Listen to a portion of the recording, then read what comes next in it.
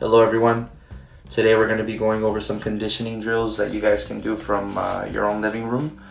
I understand that we might not have the space that we're used to working with, but what I've done is I've figured that if we time these out for 30 seconds each, it'll be a good way for you guys to sweat a little bit more, tire yourselves out, and work on your body strength, which is something that you might not be able to do as much now that you're working from your home. These are pretty standard drills that all of our students can do that have done multiple times. And like I said, the cool thing about the ones that we're covering right here is that they can be done in a small space as well. So they can do forward and back, side to side, moving in a circle. As long as they do each one for 30 seconds with a little break in between, they'll be able to get some body training in, which is something that, is a little bit more difficult to come by. But once they get these done, we'll be able to move into some more advanced drills.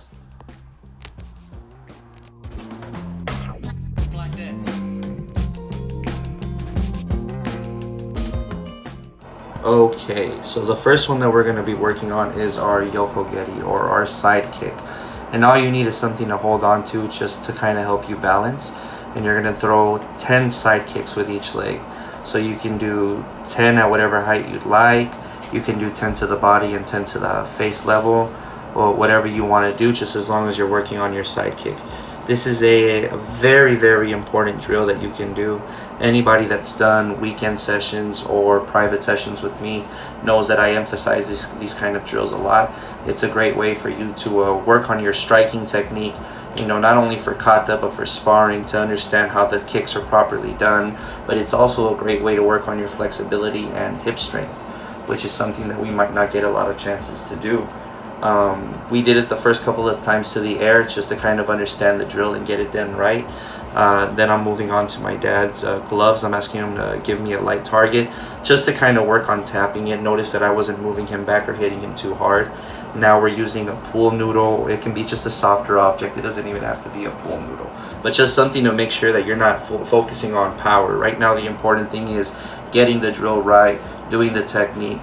And if you're using an object, you can either work tapping the object or doing what my dad did and kicking over it, just to kind of challenge yourself a little bit more. But again, you can do 10 to the body, 10 to the face. You can do 20, one low, one high, whatever helps you to get it down. The side kick is probably the best one to start with, just so that you understand how the drills are done. But we can move on to roundhouses, which is what we're doing right now. Then we're going to move on to hook kicks, and then you guys can get creative and do whatever you want to do as well. With the roundhouse or the mawashi geri, you really want to make sure that you're tapping the target and not striking too hard. A lot of times it's easy to kind of get carried away because of the whipping motion, but you want to make sure that, especially if your partner's using gloves, or in this case your parents, that you're just tapping the glove and coming back. Always chambering or re-chambering the kick, so that we're not dropping the knee and losing control. But again, we can do it to the body, we can do it to the head, and you can do whatever sets you feel you can do. If you want to try to do as many as you can without falling, you can do that as well. Now the hook kick is a reverse roundhouse. In Japanese we call it the uramawashi. The setup and the technique is the same as a roundhouse, but instead of hitting with the instep, we're going to bring that foot around and hit with the heel of the foot for full contact. For competition, you would hit with the ball or the plant of the foot, not as hard as you would with the heel. And the drills are pretty much the same. We're going to do a roundhouse and a hook, roundhouse and a hook, making sure that we're bringing that leg up and trying not to let it fall down. Every time that you let that knee fall, you have to work twice as hard to bring it back up. So it's going to take a while before we can do these as good as we want. Take all the time that you need, get in multiple reps. This is actually a pretty fun way to kind of build coordination with your partner as well. But now what we're going to work on is a little challenge where we're going to hold it and you're going to try to hit over, the same way that we did with the object when we were doing the side kick.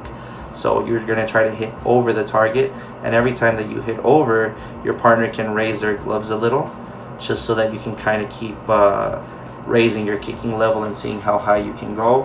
What I'm doing here with my dad is we agreed that as soon as I touch his hand, the challenge is over. So I was able to do, I think, 4 before I hit his hand. And you want to make sure that you're working both legs. You don't just want to do one side and get only good with one side. That's not okay.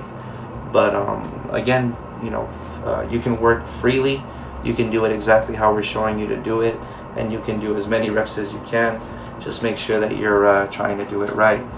Now, this drill is one of the best drills that you can do. It's one of my favorite drills to do, and it's a reaction drill.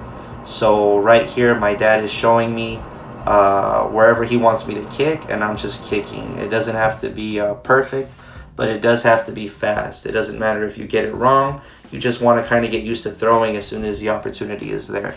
What we have down is we're obviously showing roundhouses, roundhouse hook kicks there. When he puts both of his gloves together, we throw a kick, and if it's just one glove, then we're gonna throw a punch. And you want to do this, for 30 seconds. I think is fine, because you're gonna be working as hard as you can. This is definitely one of the final drills that you want to do, and it's gonna get you super tired, but it's gonna help your parents out as well when they want to learn how to kind of hold gloves for you, so that you can work techniques as well. So this is just a retry. I didn't do it again. I replayed the video. But as you can see, it's just as soon as you see the target, throwing whatever makes sense, whatever is there, and always recovering. A lot of times we kind of get stuck planted after we throw, but you kind of want to make sure that you're always back in the fighting stance. And again, 30 seconds is more than enough. It's going to get you really tired, and it's also going to make you a lot faster. But there it is, guys. These are just some cool drills that you can do with your parents' help.